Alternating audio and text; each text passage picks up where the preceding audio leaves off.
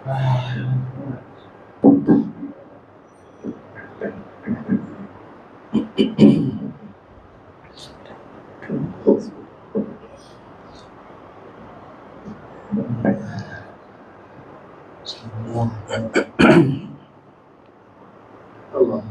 الحمد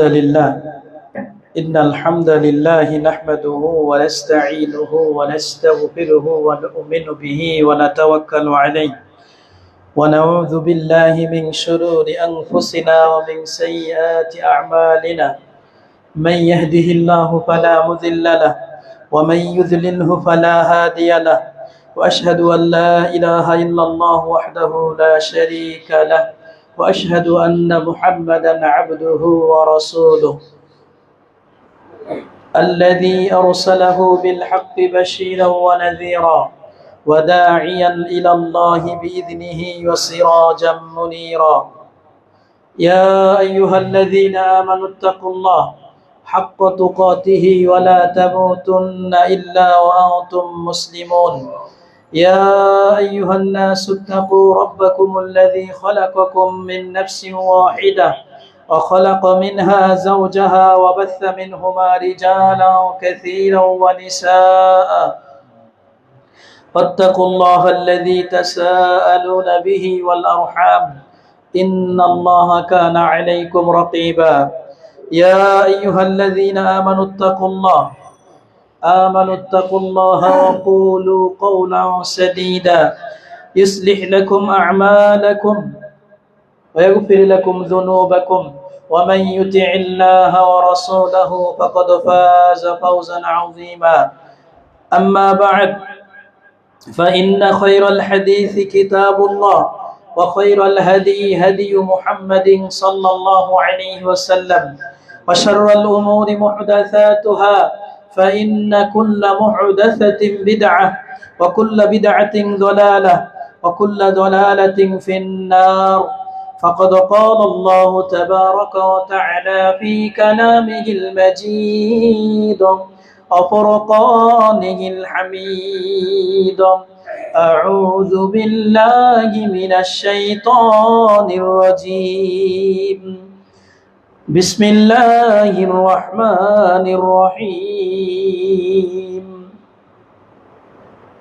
وما كان الله ليضل قوما بعد إذ هداهم الآية وقال نبينا محمد صلى الله عليه وسلم لا تسبوا أصحابي الحديث أو كما قال عليه الصلاة والسلام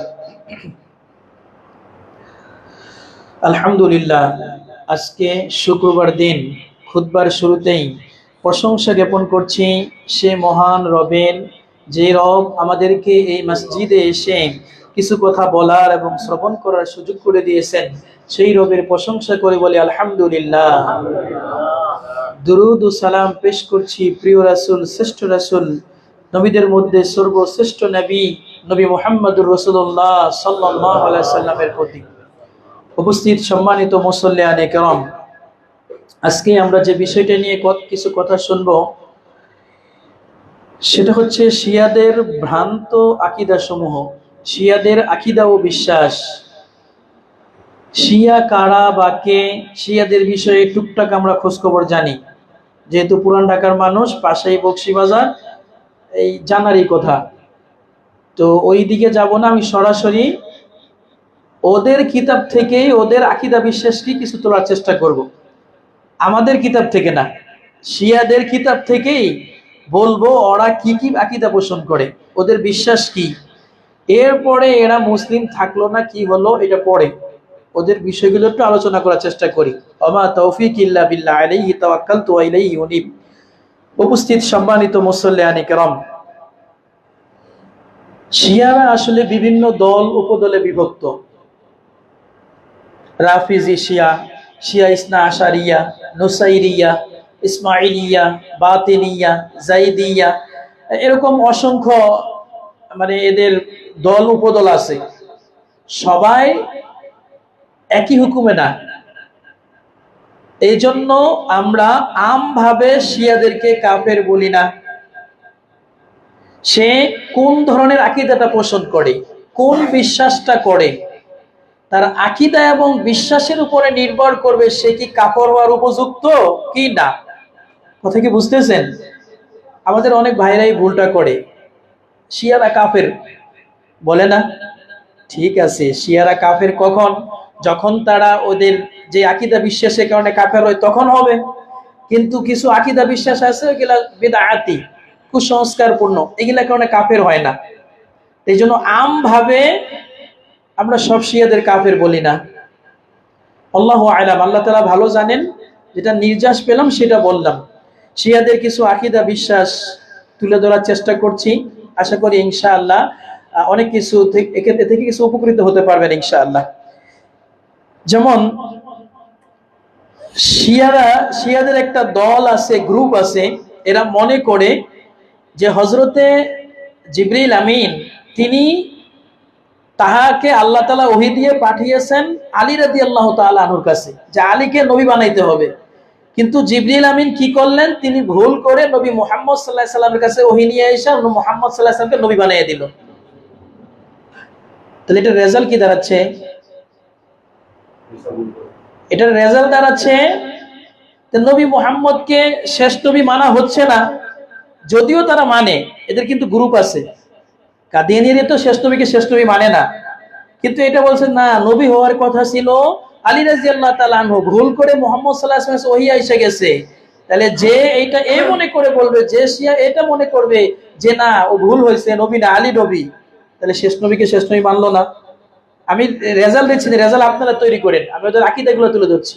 আর কেউ শুধু এটা বিশ্বাস করে আসলে এরকম ছিল, এরকম হওয়ার কথা ছিল, এরকম হয়ে গেছে, মন্তব্য করছে, এর জন্য আলাদা ফয়সালা আসবে।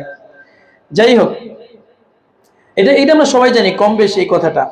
শিয়াদের অন্যতম একটা আকীদা হচ্ছে আল্লাহ তাআলা জিবরাইল আলাইহিস সালামকে, ও যে কথাটা বললাম এখন, এই কিতাবটা তাদেরই কিতাব, আল মুনিয়াতু ওয়াল আমাল ফি শারহি মিলাল ওয়া ফি শারহিল মিলাল ওয়ান নিহাল, এই কিতাবের 30 নম্বর পৃষ্ঠা, যে ভুল করে আলীকে মুহাম্মদের কাছে ওহী নিয়ে গেছে।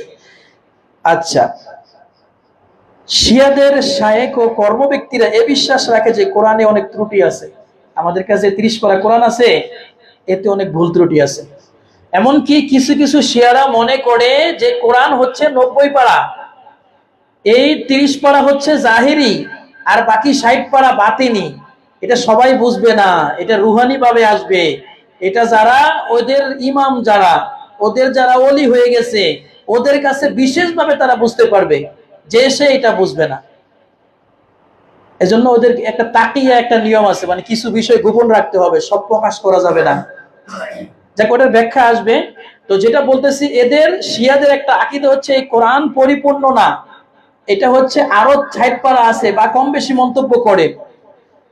আচ্ছা, এই যে এই মন্তব্যটা তারা করে, তাদের এই কথাটা লেখা আছে তাদেরই কিতাব আত-তানবীহ ওয়ার রাদ, শিয়াদের কিতাব আত-তানবীহ ওয়ার রাদ, এই কিতাবের 25 নম্বর পৃষ্ঠা।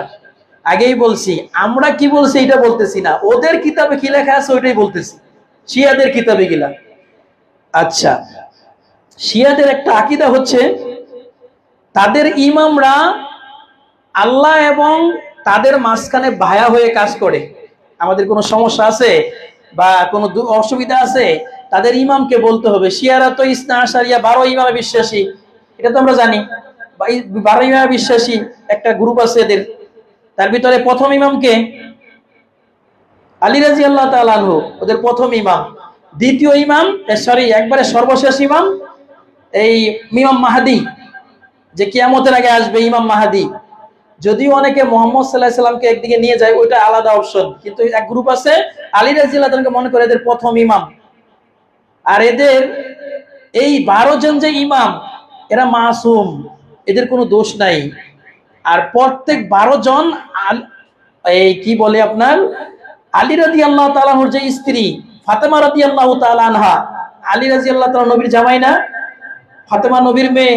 তাহলে 12 জন ইমাম ফাতেমা রাদিয়াল্লাহু তাআলা আনহুর ঔরসে আসবে, মানে 11 জন। একজন তো আলী আছেই স্বামী, আর বাকি 11 জন ফাতেমা রাদিয়াল্লাহু তাআলা আনহার ঔরস, মানে গর্ভ থেকে এরা আসবে আর কি, ফাতেমার বংশধর থেকে। এটা ওদের বিশ্বাস। তো এই মানুষ, সাধারণ মানুষের মধ্যে কোনো সমস্যা হলে হজরতে মানে এই যে 12 ইমাম এরা যায় আল্লাহর সাথে কথাবার্তা বলবে, বইলা সমাধান করে আসবে, এটা তারা বিশ্বাস করে। আল্লাহর সাথে কথা বলা যায়?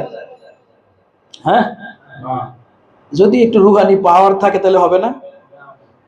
হবে না? একটু মুহাম্মদ সাল্লাল্লাহু আলাইহি সাল্লাম আল্লাহর সাথে দেখা করতে পারলো না, কথা বলছে ঠিক আছে, ওয়াকাল্লাম আল্লাহু মূসা তাকলিমা, মূসা নবী আল্লাহর সাথে কথা বলছে, আর এরা সব এই যুগে এসে কথা বলতেছে। ওই যে গল্প শোনায়নি এর আগে, আব্দুল কাদের জিলানী আল্লাহর সাথে ডাইরেক্ট কথা বলে ফেলছে, ওই এর আগে বলছিলাম না? তো যাই হোক, এইগুলা আমি সাইডে যাচ্ছি না, শুধু ওদের আকীদাগুলো তুলে ধরছি। তো এরা যে মনে করে যে এদের কোনো সাধারণ মানুষের সমস্যা হলে ওদের 12 ইমাম আছে, যেই যুগে যেই ইমাম থাকবে ওই ইমাম আল্লাহর সাথে গিয়ে সরাসরি কথা বলে একটা সমাধান করবে, অথবা যে ওদের যে মাধ্যম ওই মাধ্যমে আল্লাহর সাথে সমাধান করবে। এদের এই কথাটা আছে তাদের কিতাব বিহারুল আনোয়ার, এই 23 নম্বর খণ্ড, পৃষ্ঠা নাম্বার 99, তাদেরই কিতাব। এরপরে শিয়াদের একটা আকীদা হচ্ছে, এরা যদি তাদের ইমামদের কবরকে জিয়ারত করে, তাদের এই ইমাম 12 ইমামের কবরের জিয়ারত করা কাবা ঘরে হজ করার চাইতেও উত্তম। এটা ওদের কিতাবে লেখা আছে। কিতাবের নাম সাওয়াবুল আমাল ওয়া ইকাবুল আমাল, কিতাবের পৃষ্ঠা নাম্বার 121 122। আচ্ছা, কাবা ঘরের চাইতে উত্তম জায়গা আছে বলেন? না, তাদের 12 ইমামের যদি কবর জিয়ারত করে তাহলে এটা নাকি তাদের কাবা ঘরে হজ করার চাইতে উত্তম এবং বেশি সওয়াবের কাজ। এদের ফয়সালা কি হবে, কাফের হবে না না হবে সেইগুলা পরে, আমি শুধু ওদের আকীদাগুলো শোনাইতেছি এরা কি কি বিশ্বাস করে। এরপরে যে ব্যক্তি হুসাইন রাদিয়াল্লাহু তাআলা আনহু এর কবর জিয়ারত করলো, সে যেন আল্লাহ তাআলার আরশে জিয়ারত করলো। আল্লাহর আরশ দুনিয়াতে না আসমানে আছে? তাহলে হুসাইন রাদিয়াল্লাহু তাআলা আনহুর কবর জিয়ারত করলে আপনি আরশ জিয়ারত করা হবে, এটা কেমন কথা? এটা বুঝাই যায় ভুয়া কথা, ফালতু কথা।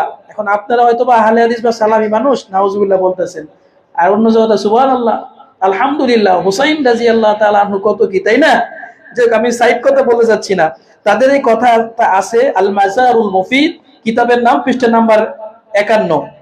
তাদের আকীদা হচ্ছে হুসাইন রাদিয়াল্লাহু তাআলা কবরের মাটি সকল রোগের শিফা বা আরোগ্য লোকের মাধ্যম। আমরা একটা হাদিস শুনছিলাম, কালো জিরা হচ্ছে সকল রোগের ঔষধ, এই মৃত্যু ছাড়া। এটা হাদিস শুনছেন না? যদিও হাদিসের সনদ নিয়ে কথাবার্তা আছে, ওইদিকে আমরা যাচ্ছি না, কিন্তু নতুন কথা আজকে শুনলেন। এটা শিয়াদের আকীদা, তাদের বিশ্বাস হুসাইন রাদিয়াল্লাহু তাআলা আনহুকে যেখানে কবর দেওয়া হয়েছে ওই কবরের মাটি সকল রোগের ঔষধ, এটা শিয়ারা বিশ্বাস করে। এটা হচ্ছে তাদের কিতাব আল আমালি, কিতাবের নাম আমালি, পৃষ্ঠা নাম্বার 318। শিয়াদের অন্যতম একটা আকীদা হচ্ছে আল্লাহ তাআলা এবং তাদের ইমামদের মাঝে কোনো পার্থক্য নাই। কোথায় স্রষ্টা, কোথায় সৃষ্টি? আল্লাহ হচ্ছেন খালেক, তিনি সৃষ্টিকর্তা, আর তারা মনে করে আল্লাহ যা পারে তাকে 12 ইমাম এটা পারবো, খালি একটু পরামর্শ করে আল্লাহর সাথে, আর কিছুই না। একই কমিটির সদস্য, মানে ভাবটা এরকম আর কি, কোথায় সৃষ্টি আর কোথায় হলো স্রষ্টা। আচ্ছা, এটা আছে তাদেরই কিতাব মাসাবিহুল আনওয়ার ফি হাল্লি মুশকিলাতিল আখতার। এই কিতাব হচ্ছে, এই কিতাবের 2য় খণ্ড 397 নম্বর পৃষ্ঠাতে এই কথাটা আছে যে আল্লাহ তারা ইমামরা সমানই, খালি একটু পরামর্শ করে সমাধানটা করে লয় গেল। তারপরে শিয়াদের অনেকগুলো আমি নোট করে নিয়ে আসছি, এগুলো বলতে তো অনেক সময় লাগবে, শুধু পয়েন্টগুলো বলি। শিয়ারা মনে করে ভাগ্য খারাপ, ভাগ্য হওয়া, ভালো হওয়া এবং জান্নাত জাহান্নামের ক্ষেত্রে কিছু তারকা ও আসমানের নক্ষত্রের প্রভাব আছে। অমুক তারকা উঠছে আজকে ভাগ্য ভালো, অমুক তারকা উঠে নাই, ওই আজকে ওই দিকে চাঁদের অবস্থা ভালো না, তাহলে আজকে ভাগ্য খারাপ, আজকে ভাগ্য ভালো। তো ভাগ্যের ভালো মন্দ কার কাছে? আল্লাহর কাছে। তো ইমানের একটা রুকন হলো তকদিরের প্রতি বিশ্বাস স্থাপন করা। তা আপনি তো ওই তারকারে তকদিরের বানাই ফেলছেন, তাহলে কি হুকুম কি হবে? লেখাপড়া অনেক করাইছি, আকীদা অনেক শিখাইছি, এবার বুঝে নিয়েন। এরা ভাগ্য নির্ধারণকারী বানিয়ে দিয়েছে, যেখানে আল্লাহ ভাগ্য নির্ধারণকারী, এরা তারকাকে ভাগ্য নির্ধারণকারী বানিয়ে দিয়েছে। এটা শিয়াদের একটা আকীদা। এটা আছে তাদের কিতাব আর রওজা মিনাল কাফি, আর রওজাতু মিনাল কাফি, 8ম খণ্ড, পৃষ্ঠা নাম্বার 2103।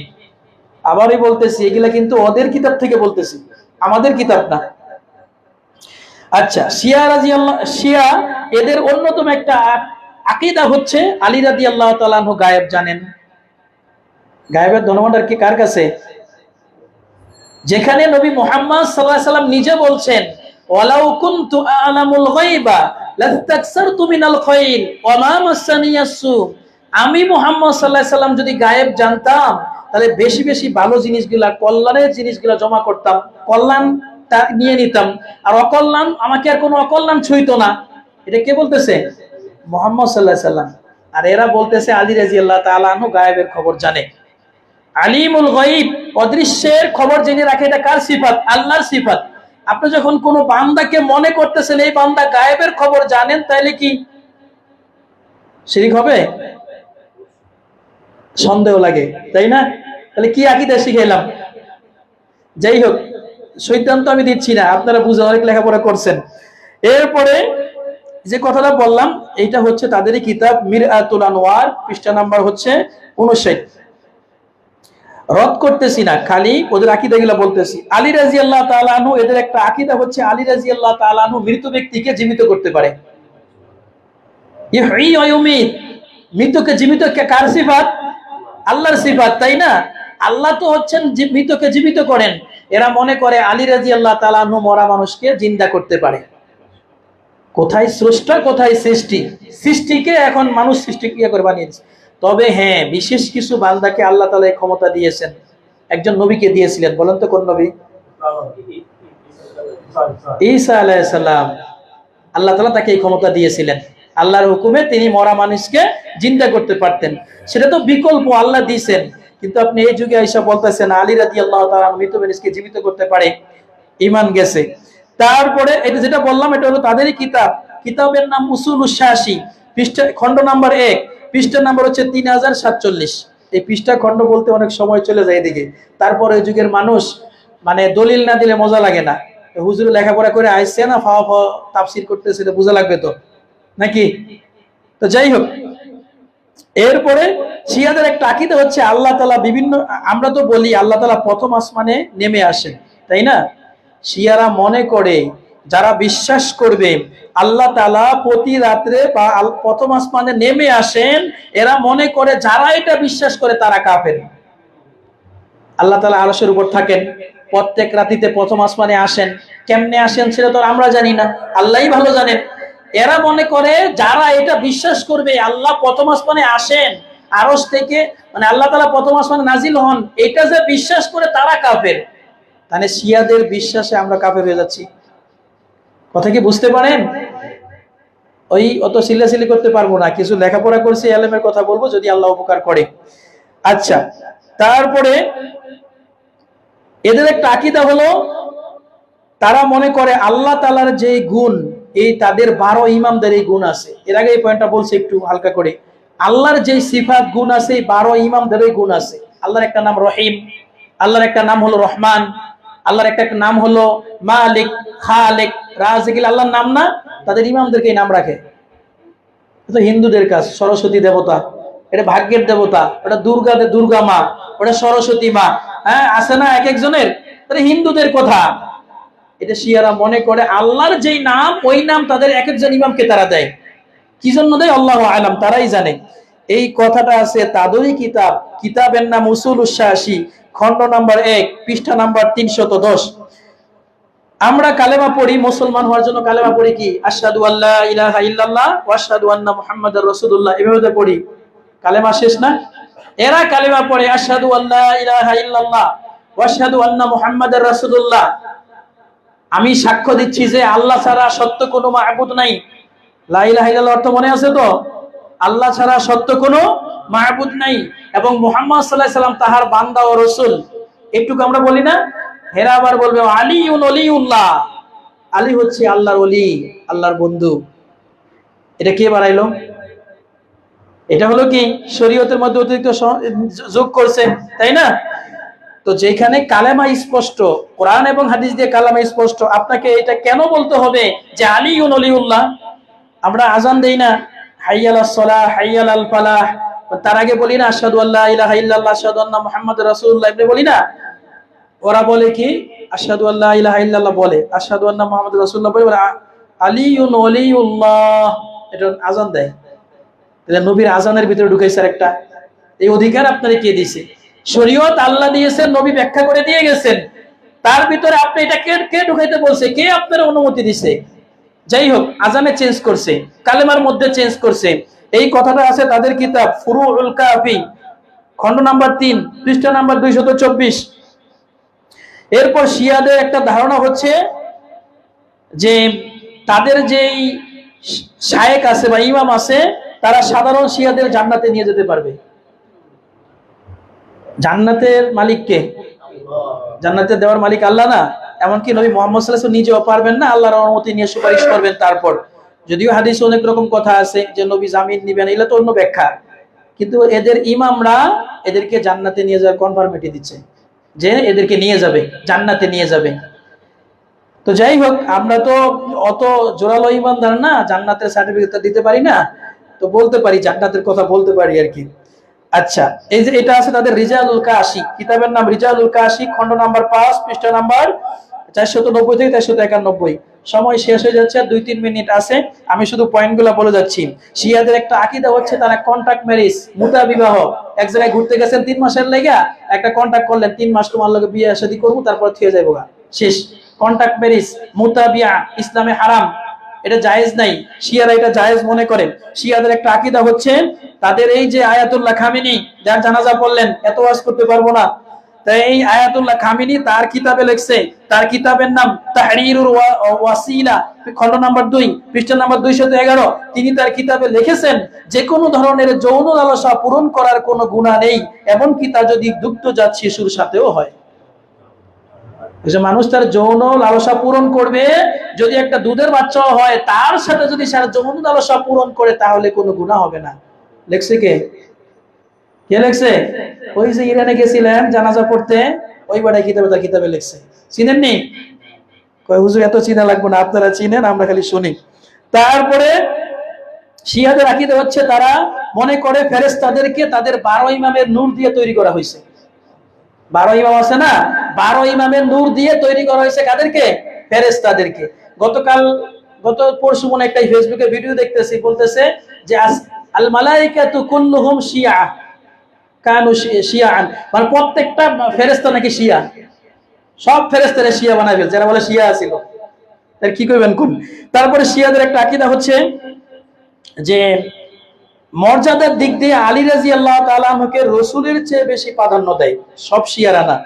এদের একজন নেতা হচ্ছেন আলা ইবনে দিরা, ইনি বলতেছে যে মর্যাদার দিক দিয়ে মুহাম্মদ সাল্লাল্লাহু আলাইহি ওয়াসাল্লামের চাইতে আলী রাদিয়াল্লাহু তাআলা বেশি মর্যাদাবান। আচ্ছা গেল, এটা আছে তাদের বিহারুল আনোয়ার কিতাবে, পৃষ্ঠা নাম্বার এগুলা বলতে পারছি না। তাদের আরো আকীদা হচ্ছে তারা আল্লাহ তাআলার পক্ষ থেকে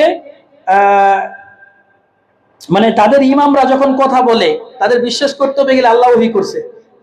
এখন ওহী বন্ধ হয়ে গেছে না, নবী মুহাম্মদ সাল্লাল্লাহু আলাইহি ওয়াসাল্লাম মারা যাওয়ার পর ওহী বন্ধ হয়ে গেছে না, তাই এরা এদের ইমাম যদি কোনো মন্তব্য করে, কথা বলে, আপনার বিশ্বাস করতে হবে এটা তাই আল্লাহ তাদের ওহী করছে, ফেরেশতা পাঠাইছে, এটা সাধারণ কথা না। এই ধরনের আকীদা তাদের আছে, এটাও বিহারুল আনোয়ার কিতাবে আছে। তারপর এরা মনে করে আমাদের ইমামের এমন মর্যাদা রয়েছে যেখানে কোনো নিকটস্থ ফেরেশতা বা কোনো প্রেরিত নবীও পৌঁছতে পারবে না। এই 12 ইমামের এতই মর্যাদা, এতই তাদের মান আছে, কোন নবীও এই মর্যাদায় যেতে পারে না, এটা তারা বিশ্বাস করে। এটা তাদের কিতাব কি বিহারুল আনোয়ারে আছে। মৃত ব্যক্তিকে সর্বপ্রথম কবরে কি প্রশ্ন করবে? মার রব্বুকা, তাই না, যেটা আমরা জানি। সর্বপ্রথম যাই হোক, এগুলা প্রশ্ন করবে কবরে। তখন আর এরা বলে সর্বপ্রথম প্রশ্ন করবে আলে বায়াতকে ভালোবাসিলা। আলে বায়াত বলতে রাসূলের ফ্যামিলির, পরিবারের আয়েশা, ফাতেমা, এরা আছে না, পাক পাঞ্জাতন কি কি এদের বিশ্বাস আছে, আগে আলে বায়াতের প্রশ্ন করবে। অথচ কবরে প্রশ্ন করবে তোমার রব কে, তোমার দিন কি, তোমার নবী কে, এগুলা না। এরা বিশ্বাস করে যে আলে বায়াতের প্রশ্ন করবে, এটা হচ্ছে তাই বিহারুল আনোয়ার কিতাবে আছে। তারপরে এরা বিশ্বাস করে যে হজের মৌসুমে যাইয়া এক জায়গায় আপনার ওই যে মনে করতে হবে যেখানে আলী ওমর আছে, পাথর মারতে হবে, আর মনে করতে হবে আলী ওমরকে নিক্ষেপ করতেছি, হযরতে আলী ওমরকে পাথর নিক্ষেপ করতেছি। তারপরে তাদের আকীদা হচ্ছে তারা ওসমান রাদিয়াল্লাহু তাআলা আনহুকে প্রাথমিকভাবে মুসলমান মনে করত, পরে বলতো যে না, ওসমান মুনাফিক হয়ে গেছে, ওসমান আর ঠিক নাই, এটা তাদের আকীদা। তাদের আকীদা হচ্ছে আয়েশা রাদিয়াল্লাহু তাআলা আনহা, হাফসা রাদিয়াল্লাহু তাআলা আনহা কাফের হয়ে গেছে, নবীর স্ত্রীকে কাফের বলে। আয়েশা রাদিয়াল্লাহু তাআলা আনহা, হাফসা রাদিয়াল্লাহু তাআলা নবীর স্ত্রী না, এরা কাফের হয়ে গেছে গা। এরা মনে করে যে ইমাম মাহদি কিয়ামতের আগে আবার আসবেন, আয়েশা হযরতে আয়েশাকে কবর থেকে উঠাইবেন, উঠাইয়া জেনার দৌড়া মারবেন। এটা তাদের আকীদা। এরা মনে করে, আমি সব বলতে পারছি না, যেটা মনে হচ্ছে বলছি, পড়তে অনেক সময় লাগবে, যে হযরতে ওমর আবু বকরকে ইমাম মাহদি আয়েশা কবর থেকে উঠাইবেন, উঠাইয়া তারপরে শুলিতে চড়াইবেন, এটা মনে করে এরা। তো এরকম আরো জঘন্য অনেক অনেক অনেক এদের আকীদা আছে, আমি সব শেষ করতে পারলাম না, আল্লাহ সুযোগ দিলে সামনে আবার ইনশাআল্লাহ। এদের অন্যতম একটা আকীদা হচ্ছে যে কিয়ামতের দিন হিসাব নিকাশ হবে না, এইটা আলী রাদিয়াল্লাহু তাআলা আনহু নিবে বা ইমাম হোসাইন নিবে, মানে এই 5 ইমাম যে এদের নিবে, আল্লাহ তাআলা নিবে না। এরকম জঘন্য তাদের আকীদা। মৌলিক আকীদা কি? শেষ নবীর প্রতি ওহী আইসা ভুল হয়েছে, আবু বকরকে কাফের মনে করে, ওমরকে কাফের মনে করে, কোরআন পরিপূর্ণ না, এরকম বিভিন্ন জঘন্য আকীদা তারা পোষণ করে। এত সব ভ্রান্ত আকীদার পরেও, এত সব ফালতু আকীদার পরেও আমরা প্রত্যেক শিয়াকে আমভাবে কাফের বলি না, সব শিয়াকে কাফের বলি না। তবে যে শিয়ারা তাদের কুফরি আকীদার মাধ্যমে ইসলাম থেকে বের হয়ে গেছে, তাদেরকে আমরা কাফের মনে করি। কথা কি বুঝাইতে পারছি? আল্লাহু তাআলা আলাম। এবার আপনি, আমার খুতবার সময় শেষ, এবার আপনি আন্দাজ করেন ইরানে যাইবেন না সৌদি আরবে যাইবেন? কথা কি বোঝা যায়? আল্লাহ তাআলা রহম করেন, জ্ঞানী যারা বুঝে তারা শুধু ইশারায়, বেয়াকুব আর নাদান যারা তাদের বুঝিয়েছে কে বা কোথায়। ওরা বেয়াকুব বুঝবে না, ওর আশেকে রসুল, এমন আশেকে রসুল মুখে দাঁড়িয়ে নাই, আশেকে রসুল নাম দিছে, ওই নাচতেছে, ওই যে প্যান্ট পরে কাপড় পরে নাচতেছে। এইসব ফালতু কথা। বাস্তবতা অন্য জিনিস, আবেগ অন্য জিনিস। আমি কারো পক্ষে বিপক্ষে বলতেছি না, শুধু ওদের কথাগুলো ওদের কিতাব থেকে তুলে ধরলাম। এবার আপনাকে বুঝতে হবে, আবেগ দিয়ে ইসলাম চলে না। আকীদা যতক্ষণ ক্লিয়ার না হবে, মানহাজ যতক্ষণ ক্লিয়ার না হবে, সে গোটা পৃথিবী জয় করে ফেলুক, আমাদের কিছু আসে যায় না, 5 পয়সার দাম নাই। আগে আকীদা ক্লিয়ার। আকীদা যখন ক্লিয়ার থাকবে, অল্প আমল করো, অসুবিধা নাই। এত দুনিয়া এত লাভ করে কি করবা তুমি? কিছুই হবে না, কবরে রেজাল্ট জিরো পাইবা। আল্লাহ তাআলা বুঝার তৌফিক দান করেন, আমাদেরকে সঠিক সালিম আকীদা সালিমা গ্রহণ করার তৌফিক দান করেন, সঠিক ঈমানের উপর থেকে দুনিয়া থেকে বিদায় নেওয়ার তৌফিক দান করেন। ওয়া আখিরু দাওয়ানা আলহামদুলিল্লাহি রাব্বিল আলামিন।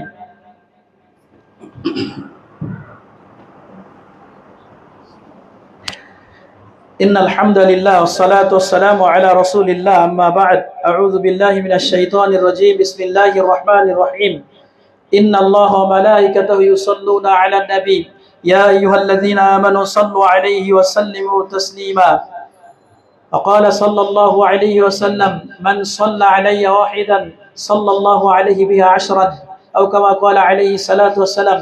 فأيها المسلمون فقولوا اللهم صل على محمد وعلى آل محمد كما صليت على إبراهيم وعلى آل إبراهيم إنك حميد مجيد. اللهم بارك على محمد وعلى آل محمد كما باركت على إبراهيم وعلى آل إبراهيم إنك حميد مجيد. عباد الله، فإن ربكم حي كريم فادعوا الله تعالى. ربنا آتنا في الدنيا حسنة وفي الآخرة حسنة وقنا عذاب النار. ربنا ظلمنا أنفسنا وإن لم تغفر لنا وترحمنا لنكونن من الخاسرين. يا حي يا قيوم برحمتك نستغيث.